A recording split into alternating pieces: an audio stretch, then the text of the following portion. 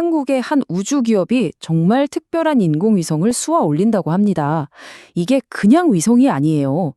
이 위성 하나가 뭐 재난 예측부터 국가 안보, 심지어 우리 일상까지 그러니까 지구를 보는 방식을 아예 바꿔버릴 수도 있다는 거죠. 자, 한번 상상해 보세요. 만약에 인공위성이 구름이 잔뜩 끼거나 연기가 자욱하거나 아니면 칠흑 같은 밤에도 모든 걸 꿰뚫어 볼 수 있다면 어떨까요? 보통 위성 사진 보면 구름 끼면 아무것도 안 보이잖아요.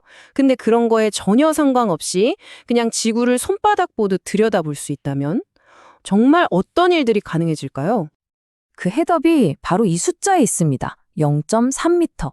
이게 뭐냐면 루미르 새 위성이 우주에서 땅에 있는 물체를 식별할 수 있는 해상도예요. 딱 30cm.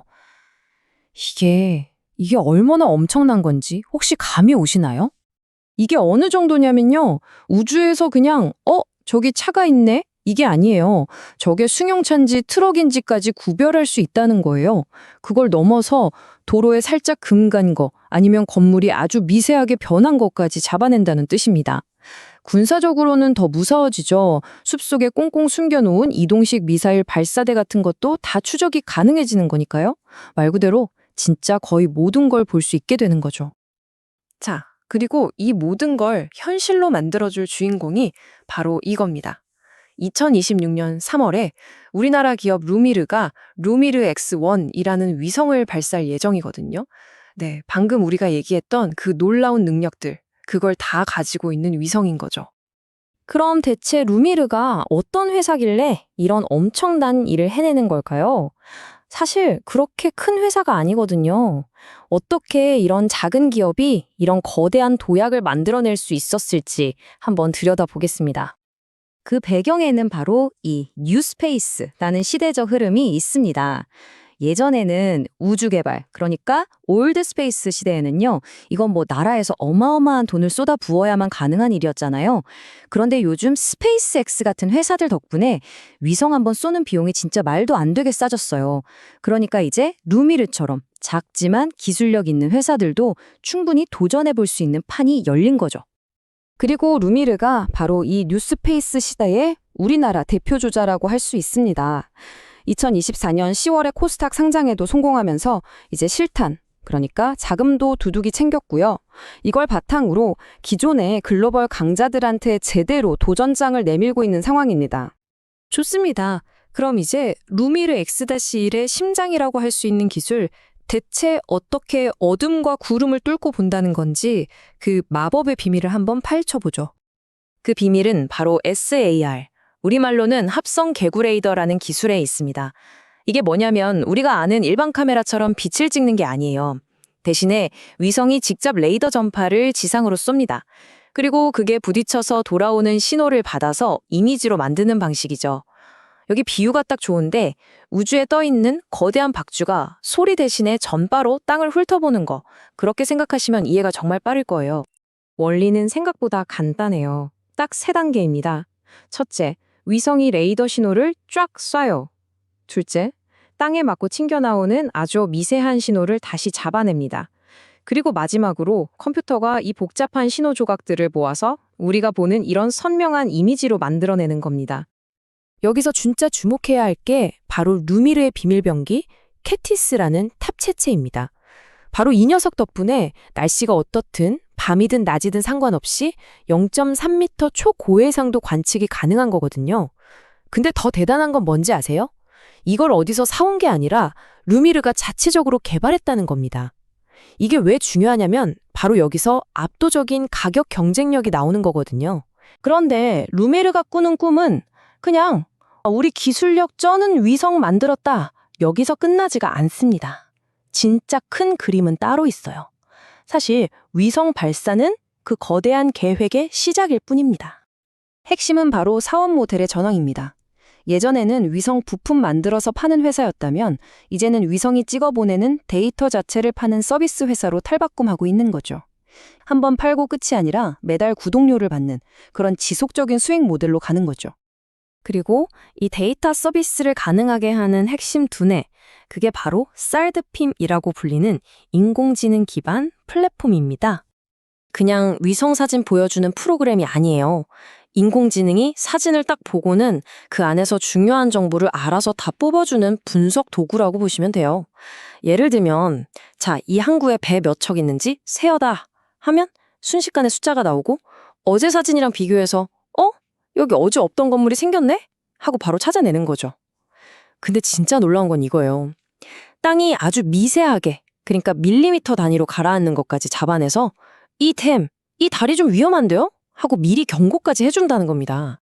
국방정보 시장에서는 이건 정말 값을 매길 수 없는 엄청난 전력적 자산이 되는 겁니다. 루미르는 이미 우주라는 진짜 가장 혹독한 시험대에서 자기들 실력을 증명해냈어요. 우리나라 누리호 3차 발사 때 자기들 위성을 성공적으로 운용했고요. 심지어 4차 발사 때는 국가 주력 위성의 두뇌 역할을 하는 탑재 컴퓨터를 공급했습니다. 민간 기업이 국가 핵심 위성의 뇌를 만든다? 이건 정말 이례적인 일이고 그만큼 엄청난 신뢰를 얻었다는 뜻이죠. 근데 문제가 있죠.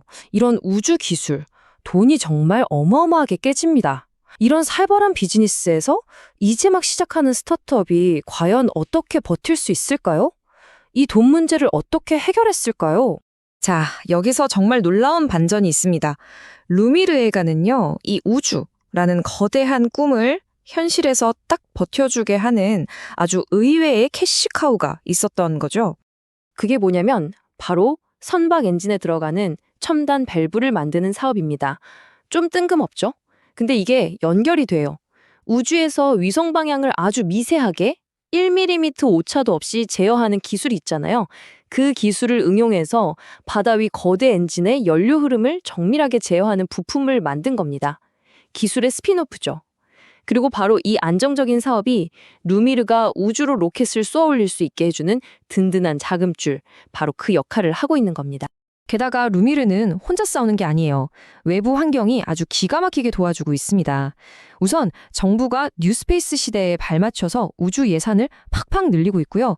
땅에서는 마침 조선업이 슈퍼사이클 엄청난 호황을 맞으면서 해양 사업이 잘 되고 있죠.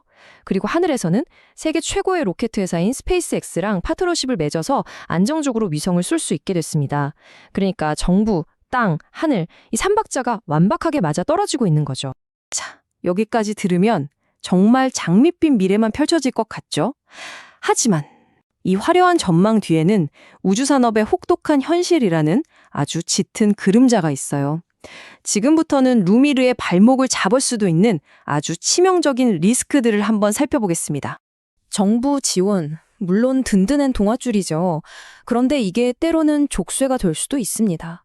실제로 보세요. 정부 프로젝트 하나가 딱 지연되니까 2025년 3분기까지 누적 매출이 작년보다 42.5% 거의 반토막이 나버렸습니다. 이게 바로 정부 사업에 너무 의존했을 때 나타날 수 있는 위험성, 그 냉정한 현실을 그대로 보여주는 숫자입니다. 매출은 이렇게 뚝 떨어졌는데 미래를 위한 기술 개발, 이걸 멈출 수는 없잖아요. 그러니까 돈은 계속 써야 하는 거죠. 그 결과가 바로 이 현금 소진, 즉 계속되는 영업 손실입니다. 물론 성장을 위한 투자라고는 하지만 회사의 금고는 계속 비어가고 있는 거예요. 이러면 시간이 과연 루미르의 편일까 하는 의문이 들 수밖에 없죠. 그래서 2026년은 루미르에게 그야말로 긴장의 해, 희망과 공포가 교차하는 한 해가 될 겁니다. 3월에는 발사 성공이라는 희망을 하늘로 쏘아 올리죠. 그런데 불과 석 달 뒤인 6월에는요, 엄청난 양의 주식이 시장에 풀릴 수 있다는 공포가 땅에서 기다리고 있습니다. 무려 74%입니다. 2026년 6월이 되면 회사 전체 주식의 거의 4분의 3에 해당하는 물량이 보호예수에서 풀리면서 시장에 나올 수 있게 돼요. 말 그대로 머리 위에 거대한 물량 부담이 쏟아져 내릴 수 있다는 뜻입니다. 이 거대한 파도는 3월에 발사에 성공했다는 좋은 소식마저 그냥 집어삼켜버릴 수 있는 그런 잠재적인 쓰나미인 셈이죠. 자, 그럼 이제 결론을 한번 내려보죠. 루미르의 두 얼굴을 한번 보세요. 긍정적인 쪽을 보면 세계 최고 수준인 0.3m SAR 기술이 있죠. 안정적인 해양 사업이라는 캐시카우도 있고요. 정부 지원이라는 순풍도 불고 있습니다. 심지어 누리호 발사로 기술력은 이미 검증까지 끝냈어요. 하지만 부정적인 쪽을 보면 계속 돈을 까먹고 있다는 거. 2026년 3월 발사라는 단 한 번의 시험대에 모든 게 걸려 있다는 거. 그리고 바로 이어서 6월에 터질 수 있는 주식 오버팩 문제, 또 정부의 너무 의존적인 매출 구조까지. 이 두 힘이 정말 팽팽하게 줄다리기를 하고 있는 겁니다.